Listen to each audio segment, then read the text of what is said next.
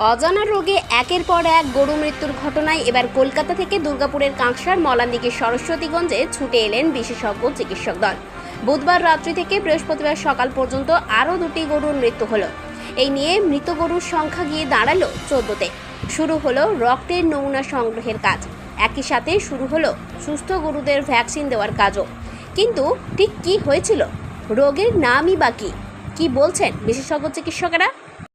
এখানে মেনলি আমরা যেটা সাসপেক্টেড ব্ল্যাক কোয়াটার রোগ, কিছু বাছুর বিশেষত যেগুলো জঙ্গলে চড়ে কোনোভাবে তো রোগটা এসেছিলো।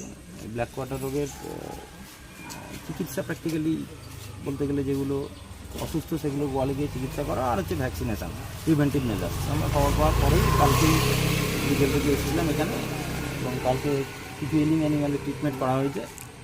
আজকে যেগুলো এলিং তার ট্রিটমেন্ট হচ্ছে ডোর টু ডোর, বাড়ি বাড়ি গিয়ে। আর ব্ল্যাক কোয়াটার ভ্যাকসিন আমরা আপাতত আজকে সরস্বতীগঞ্জে 200 ডোজ কমপ্লিট করেছি। লাগোয়া আদিবাসী পাড়া, আদুরিয়া, বিষ্ণুপুর আর ঘটকডাঙ্গা সেটা আমরা আস্তে আস্তে হয়তো আজ বা কালের মধ্যে কভার করে ফেলবো। আমাদের স্টেট থেকে স্পেশালাইজড যারা প্যাথোলজিক্যাল ইনভেস্টিগেশনের জন্য এসছেন তারা রক্ত বা বিভিন্ন নমুনা নিচ্ছেন। আমরা রোগটা সম্বন্ধে আরও কনফার্ম হতে পারবো যে এটা এই রোগী কিনা। আপাতত আন্ডার কন্ট্রোল।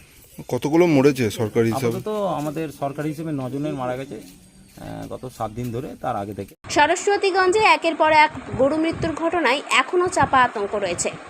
প্রথম মারা যাচ্ছে আমরা বুঝতে পারি নাই, যেমন খাটালে শুভঙ্কর কাবড়ির ওর একটা হঠাৎ করে মারা গেল, আজ 10 দিন হলো। হঠাৎ করে স্ট্রোকের মতন 1 বছরের বাচ্চা মারা গেল।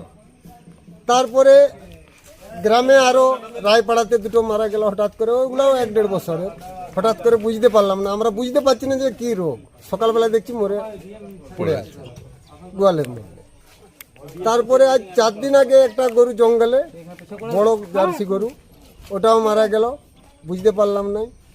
কালকে ভোরবেলাতে 2টো মারা গেছে একই সাথে, মা বেটি। সব মিলিয়ে কটা মরেছে? সব মিলিয়ে 14খানা মারা গেছে।